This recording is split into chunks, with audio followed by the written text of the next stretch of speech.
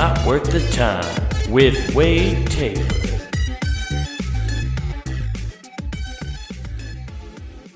What's up, guys? It's the ropes and the reins and the joys and the pains, and they call the thing a podcast. That's right. That's right. Starting it off, some Garth Brooks up top, heard that on the radio today. I'll tell you what, you want to go down a rabbit hole, you got to start listening to the oldies stations, man. They'll make you have memory flashbacks like crazy. I remember having to listen to that all the time. That used to be everywhere. It used to be everywhere. I feel like I used to hear that song every 2 seconds back in the day, I don't even remember. I don't even know when that song came out. Let's find out. When did that come out? When did that song get released? Come on now. Come on, Google, give me the info. There we go. That was released in 1991. It was on the B-side of A New Way to Fly? What? Jesus. Who knew I'd have thought, huh? Garth Brooks, throwing it out there.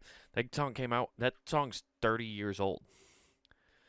Damn near 30 years old. Yeah, it is 30 years old. It's going to be 31 years old this year. It's as old as me, guys.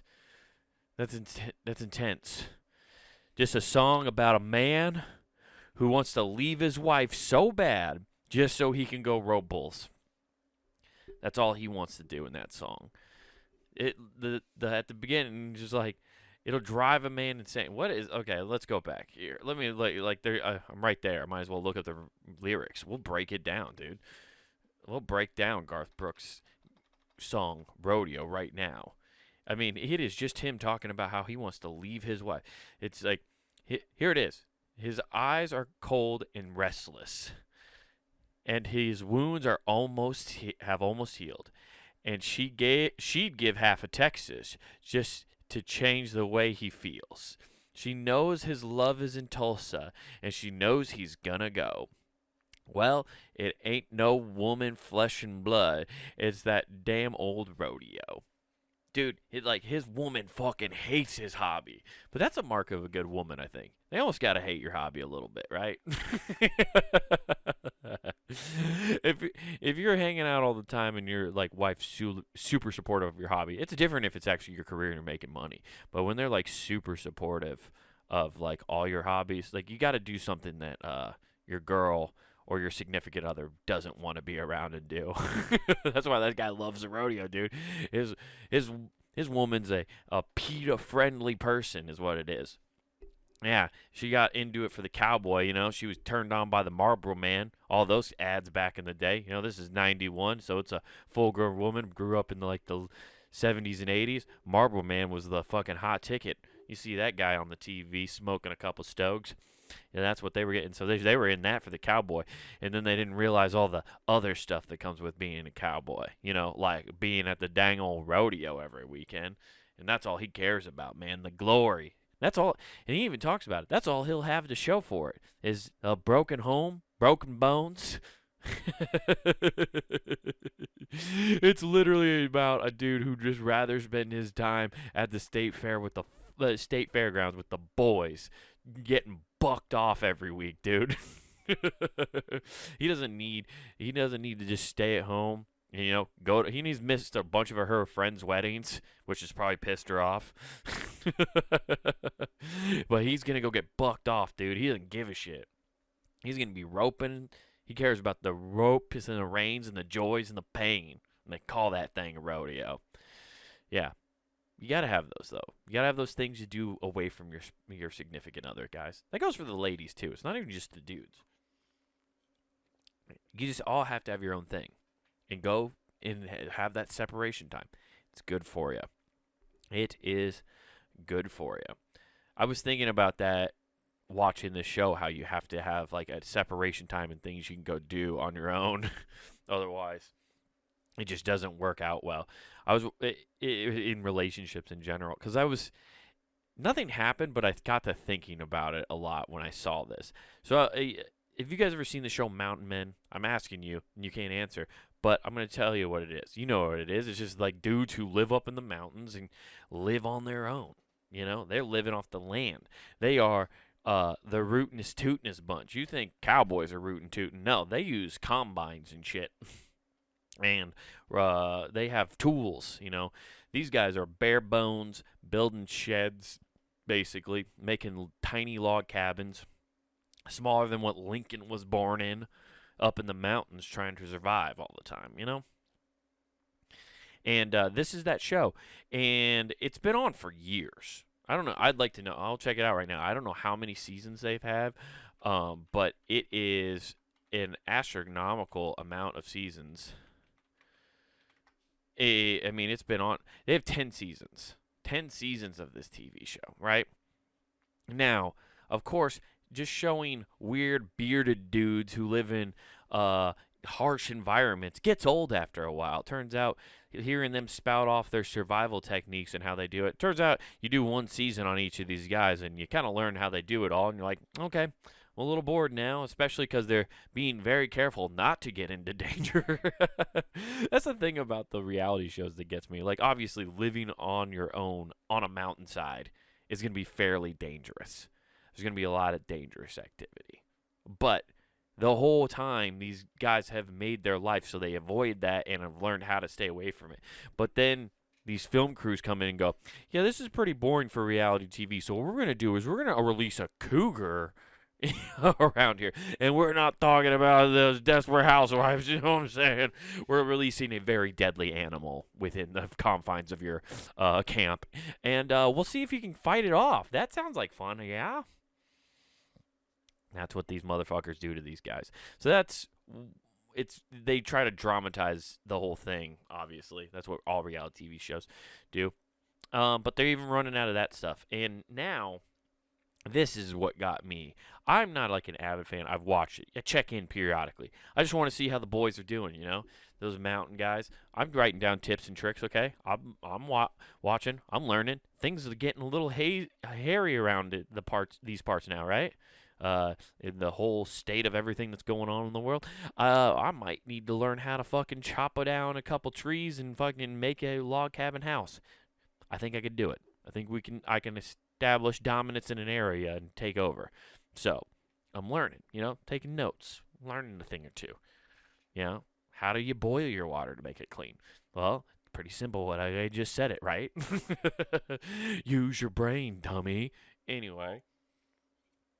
But they're trying to spice it up now. And now these mountain men have fucking wives, dude. That's right. They have wives. They have the real housewives of the Mountaineers, okay? The real housewives of the Mountaineers, dude. And they do look like that. I was watching an episode where this guy built a whole separate shack that's like a birthing shack because his wife is pregnant. And for being a mountain woman, mountain man, mountain woman,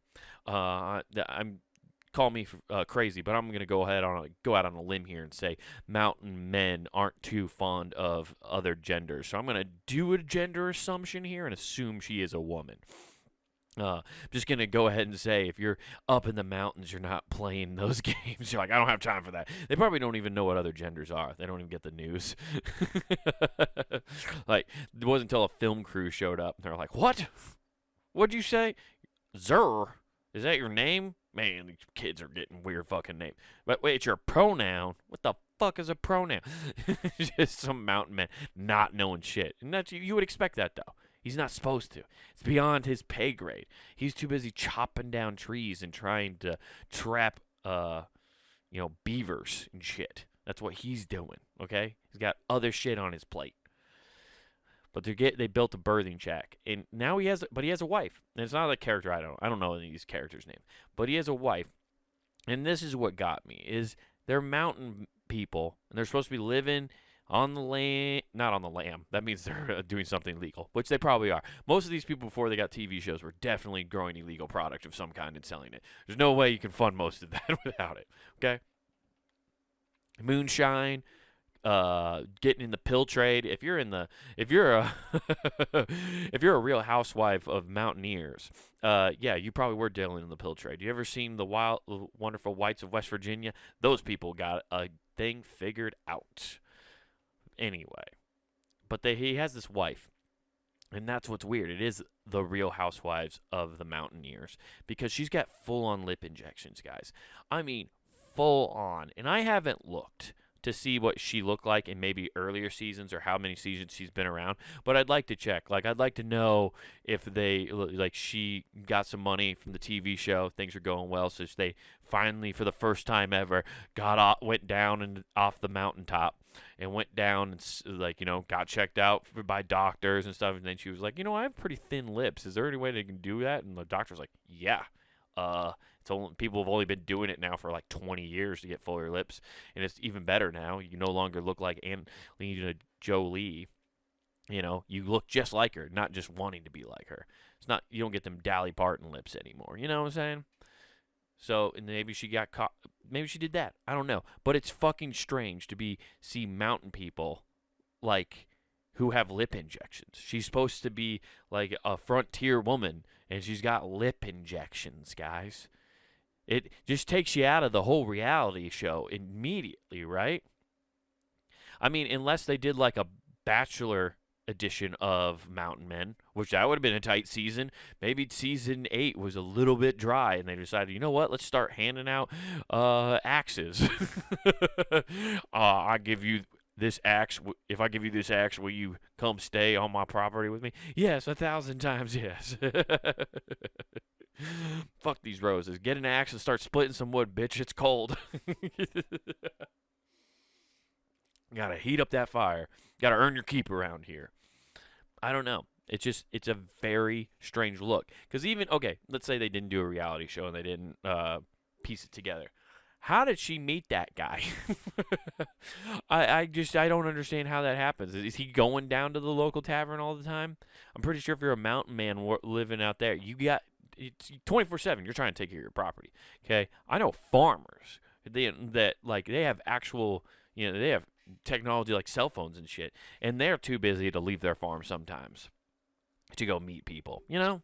So I don't understand if you don't even have plumbing. Living on the side of a fucking mountain, how are you gonna do it? Maybe she was part of like the production company, when they first started filming, and so he just met this woman. He hadn't seen one in like 9 years after building this base camp up there. God, that earned for a woman so much. I've been rubbing beaver pelt on my cock for fucking 3 years.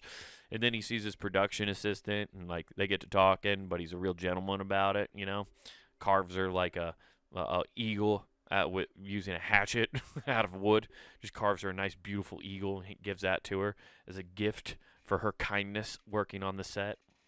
And that's how it all starts. And then now she's giving birth in a cabin with a shaman there doing a fucking hocus pocus dance while she gives birth naturally because she couldn't get her drugs in time. Yeah, sounds like a real nice way to do it. It was just crazy to me. The lip injection thing was nuts. I just really started thinking about that a lot. I mean, I guess you could just get it. That's how he treated his girl once they got a little bit of money from the reality show. And why wouldn't you? Why wouldn't you? You can't upgrade the campsite too much. Then it's going to really make the TV look weird. The TV show, all of a sudden you got a brand new Morton built in. Yeah, I just paid somebody to put this in just so it's a better stuff. It's a better shelter for me and my family. No, don't do that. You got to stay in your little fucking wooden hut you made. We'll be damned if we let you just have someone bring a house in here and put it in, It's crazy that those guys somehow get that land. It must have been cheap back in the day because they're all like old dudes. They're all old boys. Super old boys with a lot of land on the side of a mountain. And it rules. I'm jealous. Maybe I should just try to see if I can find mountain land. You can't really anymore. It's expensive. Turns out really rich people like to build giant fucking houses on the side of mountains. Yeah, it's crazy. When I lived in Utah, that was one thing I never understood. You drive up, all the rich neighborhoods were higher up on the elevation, because they like to look down on the poor.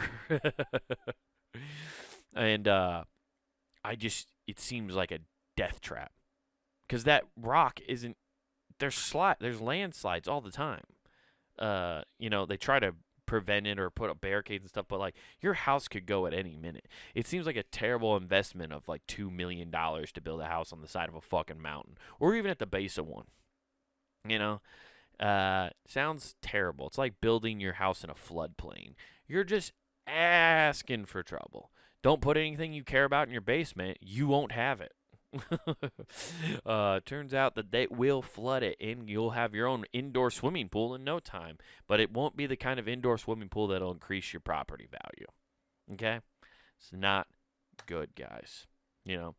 I guess you know what? Good that they found love, though. It's good that the mountain people are finding love and they're enjoying their time on their TV shows, showing how their family's growing and showing how they're doing better. They're growing as people. As their beard gets longer, so does their soul and their quench for life. I'm an idiot, but it's not. At least she's having the kid, and they're building the family. It's good. And that's a solid choice in a woman. Even with the lip injections, she's doing well. And then you got people who don't pick the right partners, who end up getting you into some razzly-dazzly shit because you picked a weird partner who has exotic pets. Like this coach from Texas, for instance. And it sucks because he's getting dragged into it just because he's dating this girl. Oh, man, that's the only part that sucks about if you're in any kind of public figure of anything. If somebody around you happens to do something wacky and weird, you are instantly plucked and put into a situation that you don't have much to deal with. So what happened to this Texas coach? Texas assistant football coach Jeff Banks' girlfriend sued after monkey allegedly bites child. Now, we can't prove that the monkey bit it bit yet, but I'm sure there's some bite marks that are taken pictures of. Let's find out what happened. It's just such a weird headline, and normally I save this kind of stuff for Who Gives F. But I just wanted to bring this one because it sounded fun, and I want to talk about it. And also, this has to do with Nathan's favorite football team, and now he can't defend them, and I don't want to let him. So here we go. A couple have sued a Texas assistant football coach, Jeff Banks, and his girlfriend. So they sued both of them, so it wasn't just her. Okay.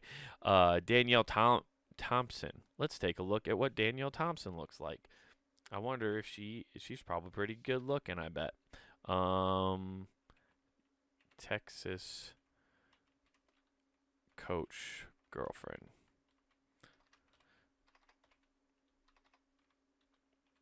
This will be the determining factor. Is she innocent? Pretty good looking, but it seems weird, of course, that she has a monkey. That's a hell of a Halloween costume she's got on there. Good for her. Anyway, let's get back to this article. It says Thompson's monkey bit their child in the backyard from Banks' house on Halloween night. See, that was a Halloween costume. I'm good, guys. I'm good. The lawsuit was filed in Travis County District Court in Austin, Texas, on Thursday on behalf of Amy and Casey Klinklebeard. Man, dude, that's an unfortunate last name. Klinklebeard. That's just one of those good ones that you wish that guy joined the armies just so a drill sergeant could yell it at him. Klinklebeard! Klinklebeard! Jesus Christ! And their child, seeking damages and gross negligence and defamation. Okay, according to the lawsuit, the child identified as Cece was trick-or-treating with two friends on Halloween and was invited to attend a haunted house. The lawsuit says after completing the haunted house, the child and his friend were taken to a monkey that Thomas kept in the backyard. According to the complaint, the child was told that the monkey was trained to give high fives. Yes, dude. Yes. Like, what else would you train a monkey to do if you had a monkey? Just to give you high fives all the time.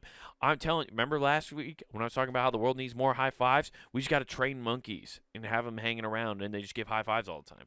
That would rule. It would make everybody's day better. I guarantee if we put monkeys that gave high fives in major cities on corners and stuff like that, it would make life better. Everyone would be super happy. If we just I think there would be less crime just because you have monkeys giving people high fives. You're getting ready to go rob a bank and stuff, and then all of a sudden a monkey walks by and gives you a high five, and you're just like, you know what, I'm not going to rob that bank. Or you get even more pumped, and you're like, you want to earn some extra cash, and that monkey hops up and down, and then you teach that monkey how to rob banks. Either way, I think the monkey's going to make out better if we train him to give him high fives. Good things will happen. Cool and interesting stories will happen if more monkeys give high fives. That's all I'm saying. Okay, instead of giving a high five, Daniel Thomas's monkey aggressively bit down on Cece's hand and refused to let go. Damn, that monkey tried to bite your finger off. Tried to take a 5-finger discount was what he tried to do. Says the lawsuit in a copy which obtained by ESPN on Saturday. Cece was forced to manually pry the monkey's jaw open. Damn, that's a strong kid. I wonder how old this kid was then. There was so much blood that Cece was unable to fully to see the full extent of the injury. The child's hand was treated by physicians who lived nearby. The lawsuit says the doctor and another neighbor went to Thomas's to discuss the incident.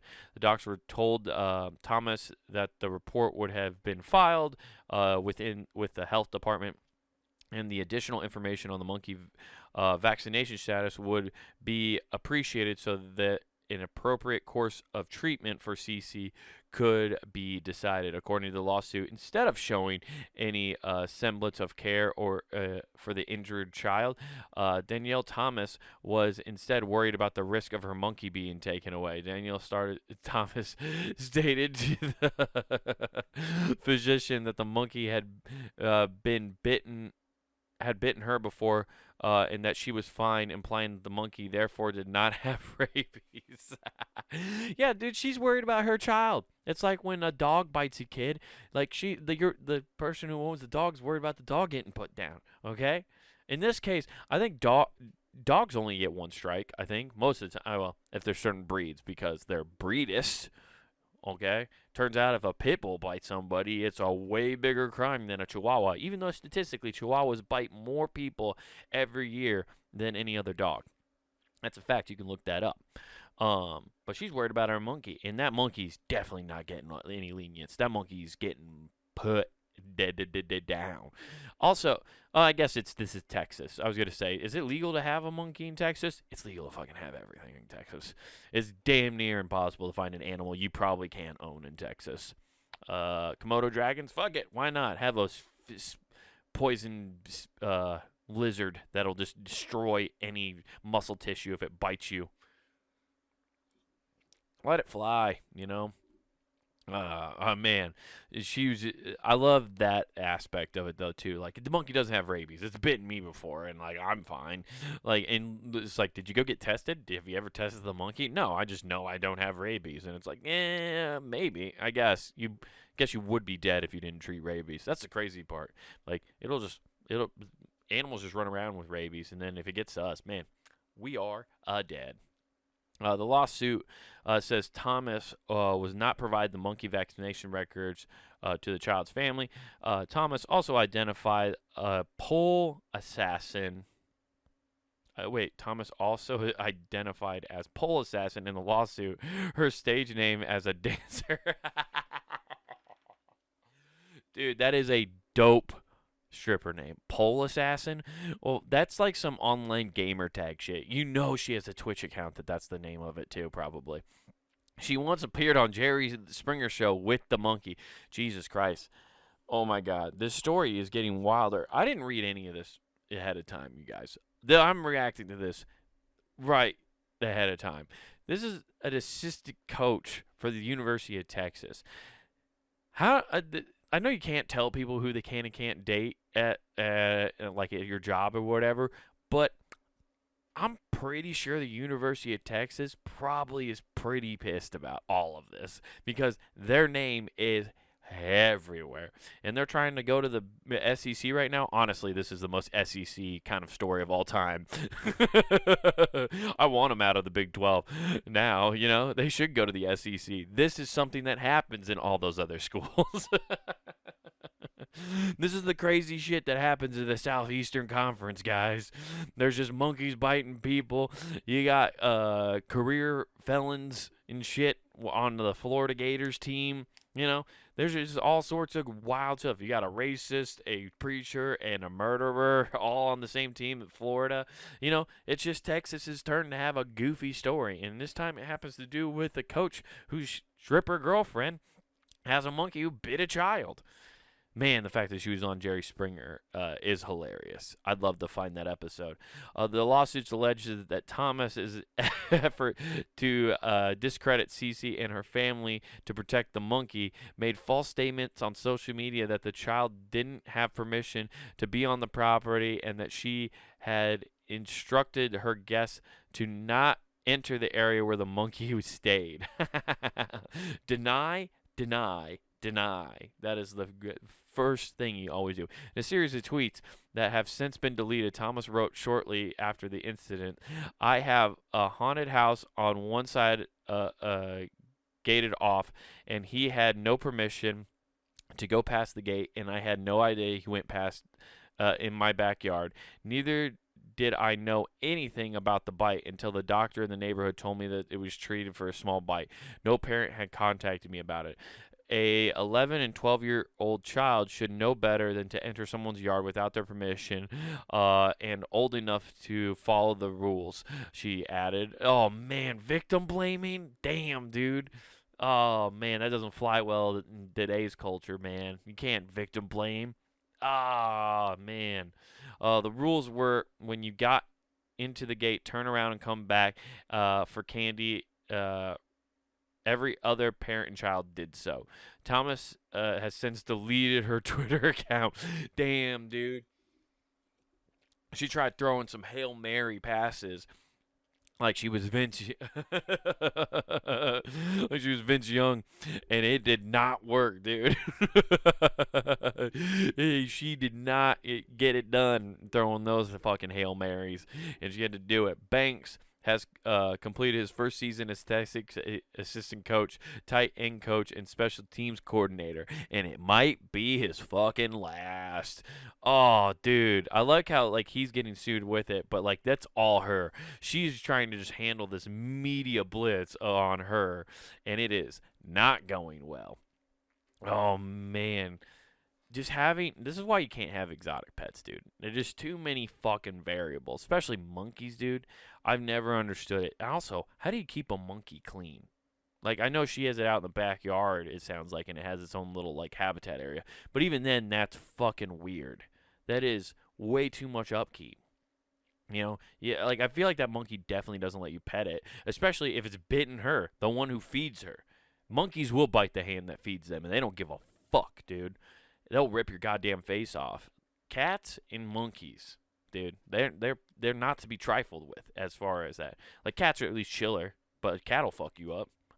Like, two house cats, I think, would just destroy me in a fight. It would be so hard. They would go fucking ham on me. Now imagine two monkeys, spider monkeys, I'm guessing is probably what she had.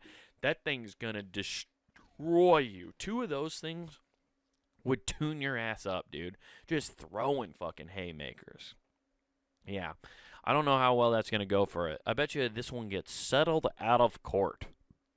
You know, classic. Classic settle out of court case, guys. Hey, you know where you don't need to settle out of court to get something cool? punandgame.com. That's right, guys. punandgame.com is where you can find the cool shit like this show, Not Worth the Time, The Empty Parlor, Who Gives a F, and all our back catalog of all our past shows on the network. So go to punandgame.com and get yourself some nice content. Check out some fun stuff. You even got Snap reviews. Man, I haven't done one of those in a long time, but we got a catalog of those you can go read that are fun. And Fun Pun Gaming, all that good stuff. So check that stuff out. And don't forget to go to youtube.com and search Comic Wade Taylor, where you can find this video version of this show.